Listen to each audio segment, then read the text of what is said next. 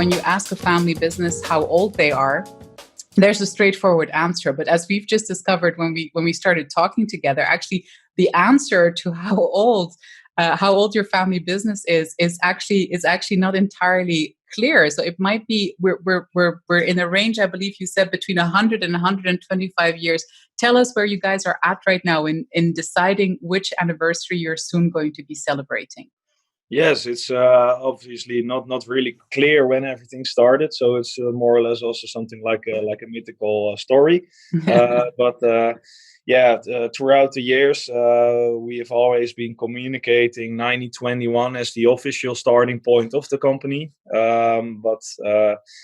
We were always aware of the fact that the first butchery activities turned out to take place far around the half of 1800.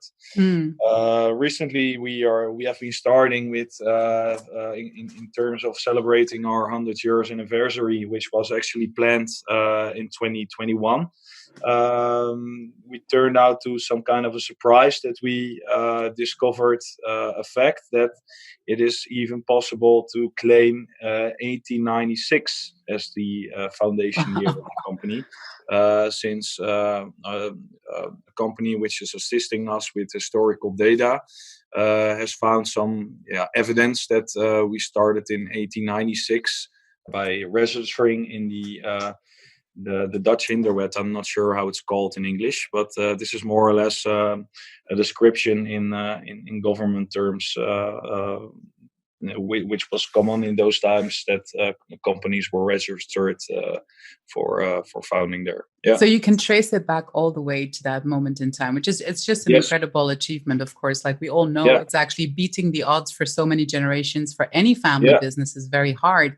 So so that's the official registration date, but you know that your family has been active in this industry for that long and for longer, right? Like how much do you all know from the family side, from the storytelling side? How much do you know from your great-grandfathers about the founding story of the company? For now, I'm actually can be considered as a sixth generation family member.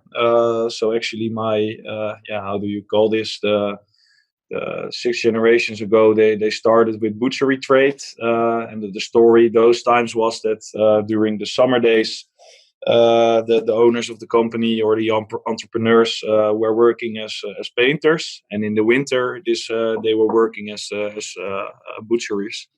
And that's more or less due to the fact that during the summer days there was no money or equipment on chilling and freezing the meat products. So that's more or less the thing. And then the so-called second generation took over the company at the end of 1800, passed it through to his son, which could be considered as the so-called third generation. And his son, together with his 3 sons, started with producing on a bigger scale, which has probably been done after the Second World War. So around 1948, they started with producing industrial scaled processed meat products. So that's actually been done in the factory where we still are located today. The company expanded farther and farther, and so on. Around the 1970s, my grandfather and his generation also started with a slaughterhouse due to the fact that they were able to guarantee of the most important resource, which was namely fresh pork meat, to be served as an input for instance, sausages, bacon products, ham products, and so on. Yeah, and that's more or less the story until my father with his cousins and his brothers took over the company. They also expanded the company farther towards one of the biggest major players in the Netherlands. And recently, around 2019, my generation took over the company. So that's more or less the story and the timeline when it comes to passing over from generation to generation so far.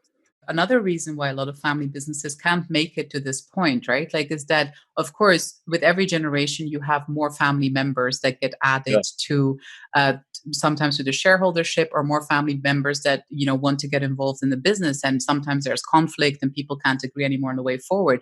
So you mentioned briefly before, you touched upon the fact that already your father took this on with his brothers and his cousins. So you already had quite a lot of family members involved.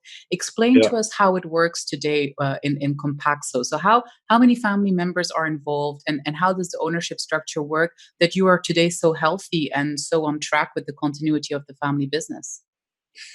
Yeah, at the moment we are working with 13 shareholders. So yeah, how do you get everything in harmony?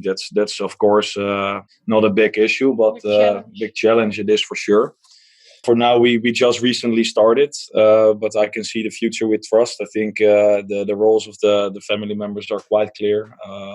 There's also room for ambition for everyone. One thing which is also a strict rule in the statutes of the company is the fact that everyone is forced to work in the company at least to be shareholder. So I think this is also very important for us to keep the attention and keep everyone sharp and involved and committed. I think that's for now something which is really important to be done, and make everyone attracted to the same way. When you guys started out, like, as the sixth generation, like, do you talk to each other about this? Like, do you talk to each other about, like, what is the thing that you as a generation want to add? Or is it more, to your mind, Michael, or to yours, Irene, as well? Like, is it more to think about what you personally want to add to the family business that matters to you? Or is there like a coordinated effort as a generation saying, like, oh, well, the sixth generation should, I don't know, example, internationalize the company or something like that? Is there something like that in your minds? Yeah, I can't speak for my other generation members, but I think we have a common goal at least to expand more internationally. This is also a result of how the market evolves. I can see in the local market in which we are, especially for the processed meat factory, mainly national focused, that we are working in a declining market. That's something we can't deny. So internationalization, from my point of view, is more or less more a must than a choice. I feel like family business members or generations that are being put in charge now, you're being dealt like a very interesting set of cards, right? Like, in the sense of, well, we're in the fourth industrial revolution, so very strong digitalization trends. And the world population. So we've all grown up into a globalized economy that was globalizing faster and faster. And now we have a pandemic, which is just the cherry on top of the ice cream, really, I would say, for all of us. What kind of leadership do you think this is going to require? Because it feels like now we have a combination of factors where, yes, we can still go to the older generation to ask for advice, but quite frankly, they have never had, there's no precedence to what is happening right now at the same time. So where do you seek advice now? Where do you go get the wisdom to understand all of these factors coming together, what that means for Compaxo? Like, is there any sort of like conscious search for advice, or search for, like, counsel that you engage in as a generation? Or are you just feeling like, what, guys, this is really unprecedented. We have to figure this out on our own. This is where we have to sort of like, discuss this and find our way forward on our own, because there's nothing that this compares to. Yeah, that's a good question. Of course, the older generation is always available for advice. We also are planning in a structure like that once in the so-called 3 months or something, or several months, the old generation comes together to point their view on the situation. But I think it's important to learn from them, to listen to their advice. But it's also part of the entrepreneurial spirit to get our own ideas growing. And we are more or less the credible proof of a new generation, which is also very necessary in this industry in which we are in.